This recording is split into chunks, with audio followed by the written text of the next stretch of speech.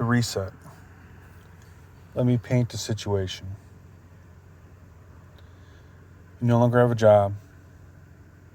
You're probably going to be evicted. It's not looking good. You're going to have to downsize. Either you're going to downsize to a smaller apartment, or worst case scenario is the one I'm currently in now, is I had to actually move into my car. Luckily enough, I have an SUV, so I have room for 2 extra boxes.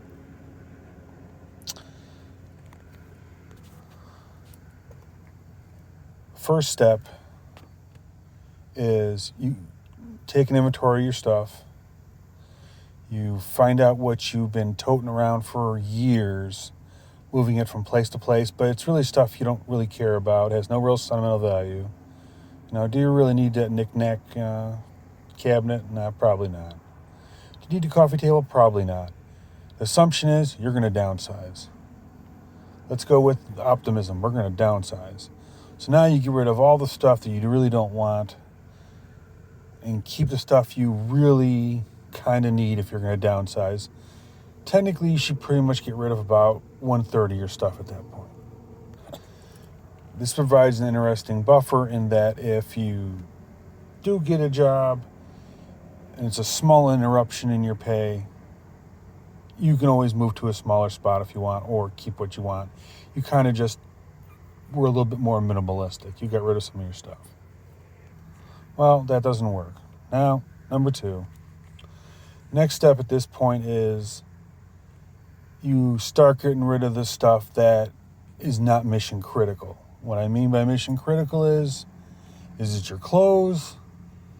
Is it maybe 1 or 2 serving sets of silverware, can opener, whatever it may be, just minimal stuff, that stuff you can't really part with.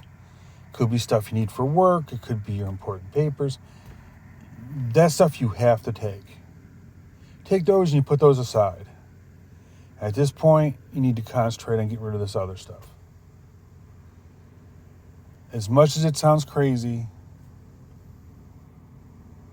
a reset is not a terrible thing. You'd be surprised at how much stuff we keep carrying around that we really don't need. We don't have no sentimental value to it. It just doesn't matter. I had an oversized couch. Just me and a dog. How much of a couch do I need? Finally got rid of that. I got rid of it. I got almost rid of all my stuff except for literally a queen size bed, and I was using that to sleep on until a week before I was evicted. You keep the major pieces for the last thing, and usually it was that, and that was it. Now, special note, if you have no vehicle, it gets slightly worse for you, because at this point, you pretty much need to get a backpack or something, and you're going to be walking out of there. I'll give you a word of advice. Over the years, this is the 3rd time I've been, quote, homeless. Once I was homeless with just a backpack. If you're ever going to work day labor somewhere, you need to have a pair of jeans, a decent shirt, maybe flannel, maybe a t-shirt, and steel-toe boots. With that, you can work a $10 an hour job in a factory. Without that, it's minimum wage, barely working. Because most people who go to day labor don't have steel-toe boots. Just an FYI. Been there, got the t-shirt, didn't like it. So I didn't have a pair of steel-toe boots. Now, if you're lucky, and you're just downsizing and you're moving on, life is good. Well, I wasn't so fortunate. I had to move into a car. And literally, everything you have to prioritize everything. What clothes do I currently wear? What season is it? Just take the minimal of what you need, because you'd be surprised at how quickly it fills up your car. In my case, clearly I have a dog. She's going to sit in the passenger seat, so I'm limited and I can't pack that up with stuff, because she still has to stay in the car. And I wasn't about to get rid of my dog, so she's an extension of me, so she's not going anywhere. So by the time it's time to leave, confirm that you have all your stuff that you're taking. You should pretty much have at this point either an empty apartment or whatever you're not taking.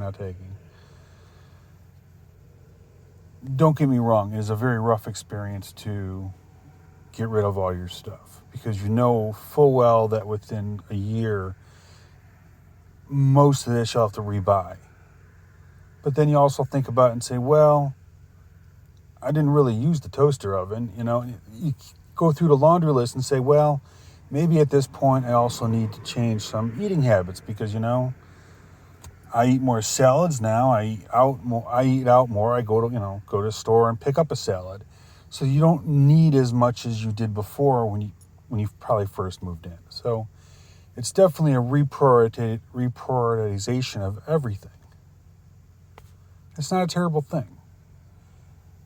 It's I guess you could say it's following the minimalist principles.